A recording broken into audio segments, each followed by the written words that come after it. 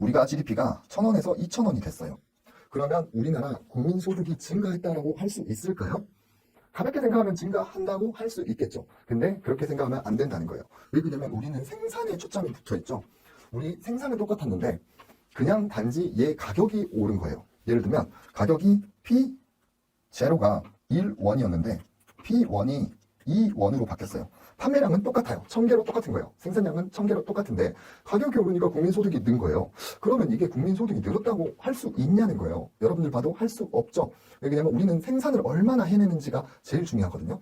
그렇기 때문에 그것이 경제학에서 명목이냐 실질이냐는 정말 중요한 거예요. 이런 가격 변화분을 빼고 판단을 해봐야 된다는 거예요. 단지 가격이 올라가지고 예를 들면 여러분들 그거랑 비교를 할 수도 있을 것 같아요. 우리 요즘 급여, 요즘 물가 상승률이 엄청 크죠. 그래서 제가 원래 연봉이 1억이었는데 1년 지나고 1억 1,000으로 바뀌었어요.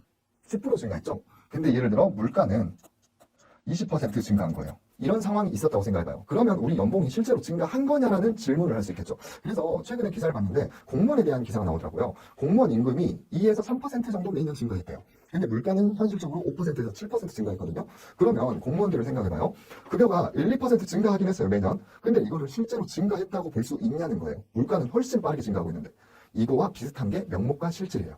그래서 명목은 그냥 해당 연도의 가격과 해당 연도의 생산량을 곱해준 게 명목인데 실질은 기준 연도라고 우리가 설정을 해놔요. 그래서 가격을 고정시켜버리겠다는 거예요. 고정시키고 이렇게 생산량끼리만 조금 비교하고 싶은 거예요. 생산량을 일치시켜서 결국에는 이게 증가했는지 보고 싶다는 거예요. 그래서 여기 나와 있죠. 명목 GDP는 생산량 변화뿐만 아니라 가격 변화에 의해서도 영향을 받으므로 물가 효과를 제거한 게 실질 GDP라는 거예요. 명목 우리 가격 물가 변동을 제거한 게 실질 GDP. 기준 연도는 5년마다 개편되고 있어요. 그래서 기준 연도에 여러분들 이게 정말 중요해요. 기준 연도의 명목 GDP와 실질 GDP는 동일하다라고 하고 있어요. 그래서 2020년이 기준 연도라고 하면 그 연도는 어차피 같은 가격일 거예요.